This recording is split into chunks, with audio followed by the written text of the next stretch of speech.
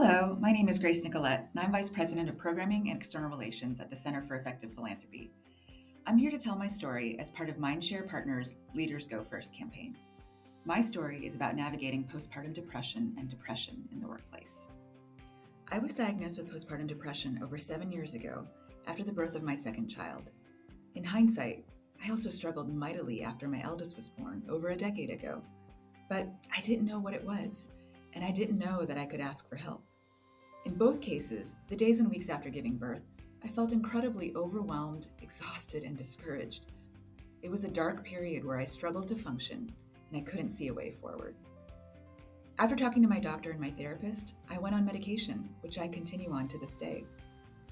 For me, depression in the context of work and life has meant that some days are better than others, and some days are definitely harder.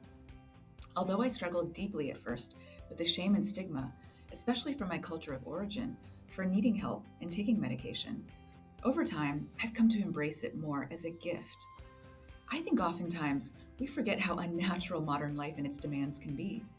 We are not meant to live such individualistic, peripatetic, and digital lives, to balance so many different roles with so little support, and to take in so much information daily about the brokenness of our world.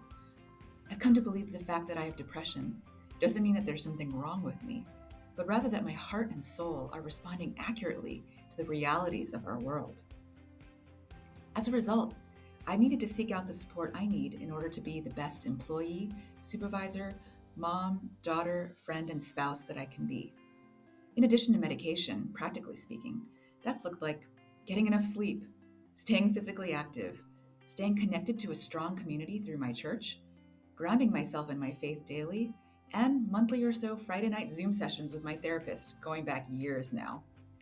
This doesn't mean that I found all the answers, because I still definitely have days that feel dark or where I'm feeling really anxious. It just means that over time, I found tools and resources, practically and spiritually, that I know that I can draw on. Of course, a huge piece of the puzzle is the role that my employer, the Center for Effective Philanthropy, plays. For me, the postpartum time was one of the toughest chapters of my life, and CEP's generous parental leave policies and great supports for me when I returned to work allowed me to continue working to support my family and also to grow and develop my career, even on a part-time schedule. Even as I'm no longer in the postpartum phase, the fact is that we acknowledge that there are good days and bad days for everyone, and that we make space for one another to prioritize our mental health, and it's made me incredibly loyal and motivated to contribute my best at work. In closing, the topic of mental health obviously encompasses so much more than depression or my experience of it.